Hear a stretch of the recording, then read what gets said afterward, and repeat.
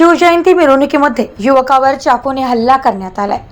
नगर शहरातील माणिक चौकात 2 युवकावर प्राणघातक हल्ला झाल्याची घटना घडली आहे। नगर शहरामध्ये भिंगार येथील राहणारे तनिष गायकवाड उर्फ गुड्ड्या वय वर्ष 19 व सिद्धार्थ हुशारे वय वर्ष 18 हे दोघे नगर शहरामध्ये शिवजयंती मिरवणूक बघण्यासाठी गेले असता 4 ते 5 जणांच्या टोळीने या दोघांवर जुन्या वादाच्या कारणावरून जीव घेऊन हल्ला केलाय।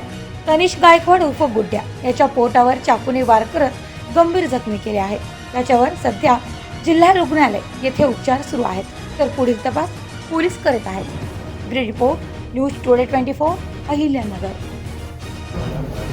मी माझ्या लाईटच्या कामावर होतो। आमचे इथे जुने वाद होते, त्यात ते 4-5 जण आले आणि त्यांनी डायरेक्ट मला मारहाण चालू केली। मला वार केला पोटावर चाकूनी। माझ्यासोबत मित्र होता, त्याला पण डोक्यावर फायटर मारलं। ते 4-5 जण होते, ते कृष्णा कांबळे, आदित्य पवार, दक्ष पवार होता, आणखी ते बंटी आल्लाड म्हणून होता।